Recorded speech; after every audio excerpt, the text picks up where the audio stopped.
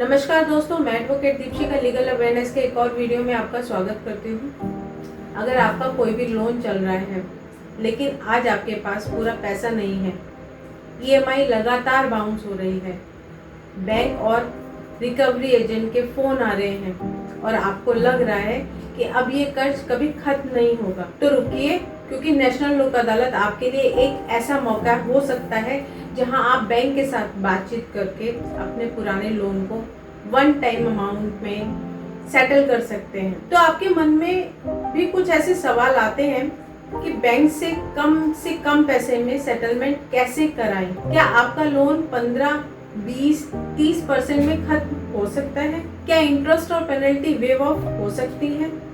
क्या अगर आपके ऊपर कोर्ट केस भी चल रहा है तो उसे सेटलमेंट करके खत्म किया जा सकता है? और नेशनल लोक अदालत में आप किस तरीके से अमाउंट को नेगोशिएट कर सकते हैं जिससे आपका लोन कम से कम अमाउंट में सेटल हो जाए? आज की इस वीडियो में हम इन्हीं सवालों का जवाब बिल्कुल आसान भाषा में जानेंगे। तो वीडियो को शुरू करने से पहले वीडियो को लाइक कर दें, चैनल पे नए हैं तो चैनल को सब्सक्राइब करके बेल आइकन जरूर दबा दें, और कोई क्वेरी है तो कमेंट बॉक्स में कमेंट करके पूछ सकते हैं या फिर व्हाट्सएप के माध्यम से भी पूछ सकते हैं। नेशनल लोक अदालत एक ऐसा प्लेटफॉर्म है जहां पे पूरे देश में बड़ी संख्या में मामलों को आपसी समझौते से निपटाने की कोशिश की जाती है। ये सिर्फ कोर्ट में चल रहे मामलों के लिए ही नहीं है, कुछ प्री लिटिगेशन डिस्प्यूट भी सेटलमेंट के लिए रेफर किए जा सकते हैं। यानी कि अगर आपका बैंक या फिर एनबीएफसी के साथ डिस्प्यूट है तो एज पर सिचुएशन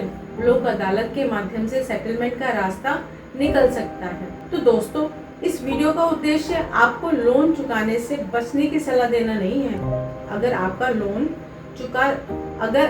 लोन चुका सकते हैं तो समय पर लोन चुकाना सबसे अच्छा ऑप्शन है। आप लोन विलफुली कभी डिफॉल्ट ना करें, लेकिन आपकी आर्थिक स्थिति ऐसी हो गई है कि पूरा लोन चुकाना संभव नहीं है, तब कॉम्प्रोमाइज या फिर सेटलमेंट एक ऑप्शन हो सकता है। अब आता है सबसे बड़ा सवाल कि लोक अदालत में कितने परसेंट में लोन सेटल हो जाएगा? तो लोक अदालत में भी कोई फिक्स फॉर्मूला नहीं है कि हर व्यक्ति को 10% या 20% या 30% में ही सेटलमेंट मिलेगा।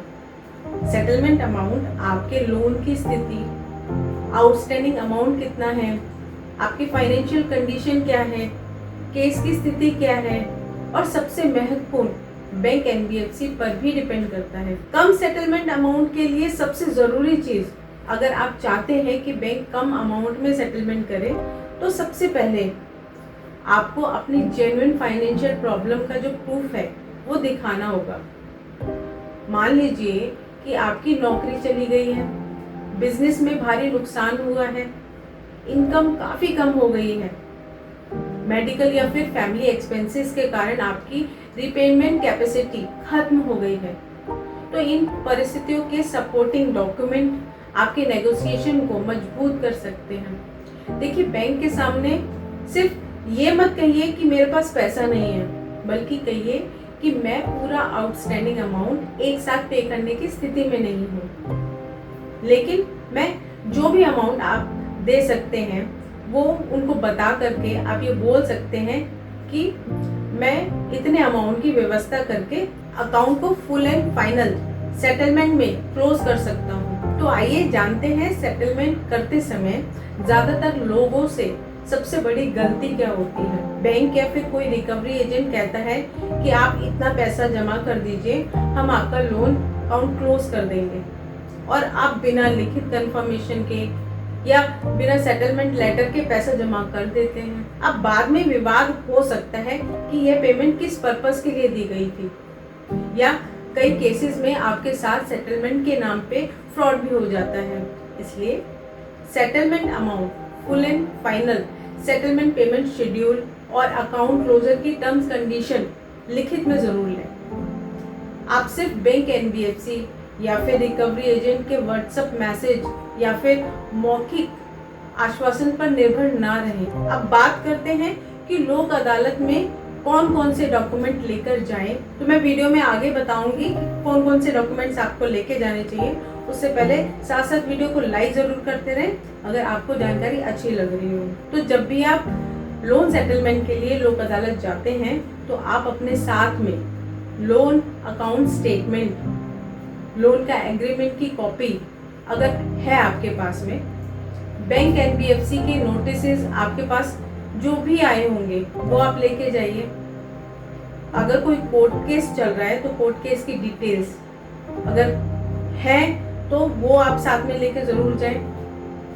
आपके पास इनकम से जुड़े जो भी डॉक्यूमेंट्स हैं वो लेके जाएं और आपकी जो भी फाइनेंशियल हार्डशिप को दिखाने वाले रेलिवेंट डॉक्यूमेंट्स हैं उनको अपने साथ लेके जाएं। अब तक किए गए जितने भी पेमेंट्स डिटेल्स हैं वो लेके जाएं।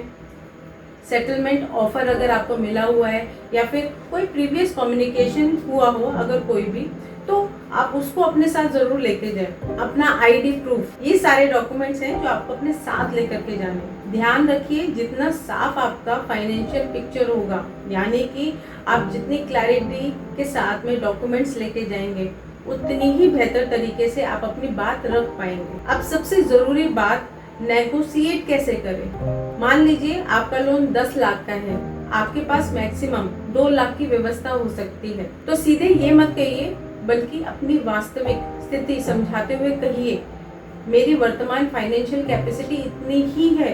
अगर बैंक इस अमाउंट को फुल एंड फाइनल सेटलमेंट के रूप में स्वीकार करता है तो मैं निर्धारित समय के भीतर पेमेंट की व्यवस्था कर सकता हूँ। और सबसे इम्पोर्टेंट बात, जो अमाउंट आप वास्तव में अरेंज कर सकते हैं उससे ज्यादा सेटलमेंट ऑफर एक्सेप्ट करके बाद में पेमेंट डिफॉल्ट की स्थिति ना बनाएं। ऐसा बिल्कुल भी मत करिए, क्योंकि सेटलमेंट ऑफर तभी मान्य होगा जब आप उसे पूरा कर सकें। लोक अदालत का अवार्ड सिविल कोर्ट की डिग्री माना जाता है और पार्टीज पर फाइनल और बाइंडिंग होता है, मतलब दोनों पार्टीज को मानना होता है। इसलिए सेटलमेंट डॉक्यूमेंट को बिना पढ़े साइन मत कीजिए। यहाँ पे बहुत सारे लोगों का सवाल ये आ जाता है कि उनके पास लोक अदालत से नोटिस तो आ गया है, लेकिन अब उनको ये समझ में नहीं आ रहा है कि क्या लोक अदालत में जाएं या नहीं जाएं, क्या जाना जरूरी है, और अगर नहीं जाते हैं तो क्या दिक्कत हो सकती है। तो अगर आपके पास लोक अदालत का नोटिस आया है तो आप वहां जा सकते हैं। अगर नहीं भी जाते हैं तो कोई दिक्कत नहीं है, बट अगर जाते हैं, अगर आपका सेटलमेंट होता है तो ठीक है, वरना साइन मत करिए। और अगर आप साइन कर रहे हैं तो साइन करते वक्त इन बातों का ध्यान जरूर रखें कि आप कितनी रकम दे रहे हैं जो आपको सेटलमेंट के लिए देनी है, कब तक देनी है वो रकम, क्या ये फुल एंड फाइनल सेटलमेंट है, लोन अकाउंट कब क्लोज होगा, कोई रिमेनिंग ड्यूज तो नहीं बताए गए, आपको नो ड्यूज या फिर एनओसी कब तक मिलेगी, सब कुछ स्पष्ट होना चाहिए। तो ये कुछ बातें हैं जिनको आप लोक अदालत में सेटलमेंट करते वक्त ध्यान रखिए। अगर आप सेटलमेंट करने जा रहे हैं तो जो भी डॉक्यूमेंट वहाँ पे साइन करते हैं उनका इन सब बातों का ध्यान रखते हुए ही आप आगे प्रोसीड करें, क्योंकि अगर इनमें से कोई भी चीज़ अगर आप गलत कर देते हैं, यहाँ पे कोर्ट का जो भी डिसीजन होता है वो फाइनल होता है, इसको आप आगे फर्दर चैलेंज भी नहीं कर सकते हैं। सबसे बड़ी चीज़ यही होती है कि अगर आप लोक अदालत में सेटलमेंट करते हैं तो वो फाइनल एंड बाइंडिंग डिसीजन होता है आपके ऊपर। तो इसलिए अगर आपको लग रहा है कि आप सेटलमेंट नहीं कर पाएंगे उतने अमाउंट में जो आपको ऑफर किया गया है, तो आप मना कर सकते हैं और किसी भी डॉक्यूमेंट पे साइन ना कीजिए। लोक अदालत आपकी मर्जी के खिलाफ कोई कॉम्प्रोमाइज का दबाव नहीं बनाता। तो दोस्तों, मुश्किल फाइनेंशियल सिचुएशन का मतलब ये नहीं है कि रास्ता खत्म हो गया है।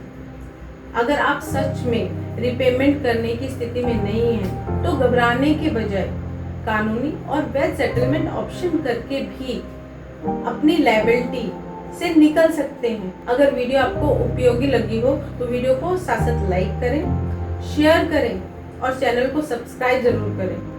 आज का वीडियो यहीं तक। वीडियो को अंत तक देखने के लिए बहुत बहुत धन्यवाद। नमस्कार।